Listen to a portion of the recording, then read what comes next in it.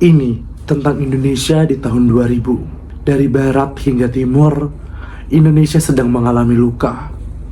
Di Aceh, peluru berdesing tak henti. Rumah ibadah menjadi sasaran, ratusan ribu jiwa mengungsi. Puluhan ribu bahkan tidak bisa pulang kembali. Di tengah kepanikan yang muncul, di tengah kekeosan malam, muncul seorang pria yang bukan berasal dari militer, bukan juga seorang orator politik, tapi dari logika dan kerja nyata. Dia adalah Jusuf Kalla. Seseorang yang percaya bahwa perdamaian bukan hanya mimpi, tapi pilihan yang berani. Halo Pak JK, apa kabar Pak? Alhamdulillah. Oke. Sebelumnya tadi Bapak habis dari Madura Kak atau dari rumah Bapak? Kebetulan saya sedang di rumah saja. Oke, berarti sedang aman ya Pak ya, karena banyak sekali Pak yang pengen saya bicarakan gitu terkait penyelesaian konflik di daerah saya sendiri Pak gitu, dan saya ingin minta bantuan kepada Bapak untuk segera menyelesaikan gitu terkait konflik di Aceh ini Pak. Gitu Pak. Mungkin saya akan bercerita sedikit saja ya Pak ya terkait konflik di Aceh ini gitu, karena kalau saya boleh jujur Pak gitu, di Aceh ini konfliknya sudah terlalu panas Pak gitu. Mereka ini harus segera dibereskan, Aceh ini harus segera dibereskan. Saya ingin minta tolong kepada Bapak dan tim untuk segera menunjukkan kekuatan negara Pak, dan kirim pasukan sebanyak-banyaknya. Tapi rakyat yang menderita, konflik tidak bisa diselesaikan dengan peluru, melainkan kita harus bisa mendengar. Tapi mereka bersenjata Pak, Anda ingin bernegosiasi dengan orang-orang yang menolak NKRI? Saya ingin negosiasi dengan manusia. Mereka ingin hidup damai seperti kita semua. Jika ada celah untuk dialog, kita itu harus masuk. Bukan untuk menyerah, tapi harus menyelamatkan. Sampai kapan kita begini? Tiap malam terdengar suara tembakan, paginya was-was, malamnya gelisah. Adik aku meninggal, tahu nggak? Ditembak, padahal dia bukan militer, dia cuma anak sekolah doang. Aku tahu, tapi ini bukan perang sembarangan. Aceh butuh perlawanan dari kita. Dengar suara Aceh, atau semakin banyak darah orang Aceh yang bertumpahan. Kamu tahu nggak? Ibu aku bangun pagi-pagi, bukan buat masak, tapi untuk menangis karena merindukan adik aku yang udah meninggal ditembak. Aku juga kehilangan. Teman-temanku banyak yang gugur. Tapi kalau kita berhenti sekarang, semua pengorbanan itu sia-sia. Jakarta tidak akan dengar kalau kita hanya diam. Terus mau sampai kapan kita begini?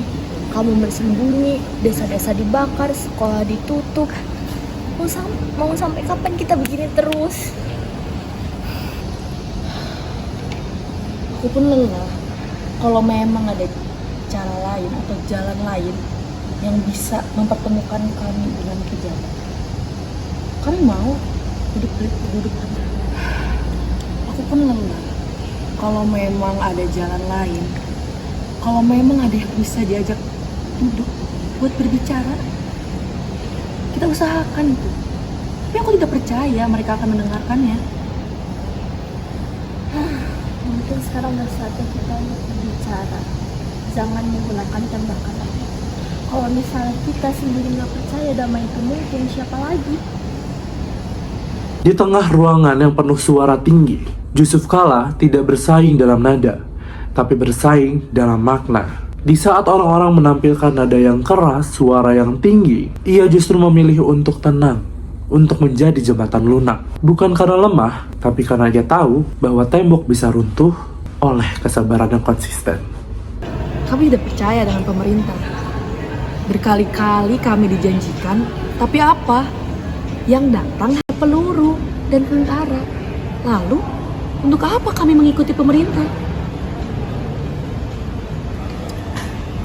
Pak JK, kalau mereka terus keras kepala, bagaimana kita bisa percaya proses ini akan berhasil Pak? Justru karena semua pihak tak percaya, makanya kita harus mulai bicara. Kami tidak mau dijadikan alat politik. Apa jaminan Anda bahwa perjanjian ini bukan sekedar akal-akalan? Saya tidak datang membawa janji kosong. Saya datang dengan satu niat. Selesaikan konflik ini dengan cara yang bisa dijalankan. Kalau kita bicara tentang siapa yang benar, siapa yang salah, kita tak akan selesai. Kalau kita bicara apa saja yang bisa kita lakukan sekarang agar kita tak ada lagi tumpah darah, itu baru awal dari sebuah solusi. Tapi pendekatan ini terlalu cepat, Pak. Banyak hal teknis yang belum dibahas. Apakah sebaiknya kita membuat rancangan jangka panjang terlebih dahulu? Kita bisa bahas strategi 1000 kali, tapi kalau rakyat Aceh masih tidur dalam bunyi senjata, semua itu sia-sia.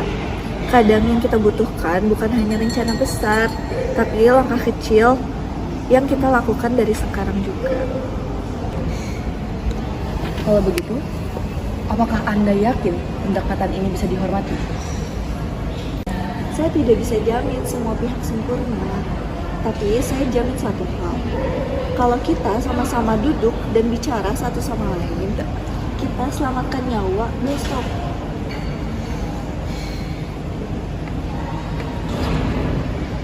Kalau memang Anda serius, kami akan siap untuk mencoba.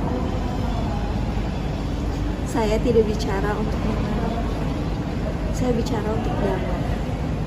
Perjanjian ditandatangani, peluru diganti pena, baju militer diganti baju sipil. Bukan karena keajaiban, melainkan karena seorang pria yang berani untuk berkata, "Ayo bicara." Karena perdamaian tidak datang dari keajaiban.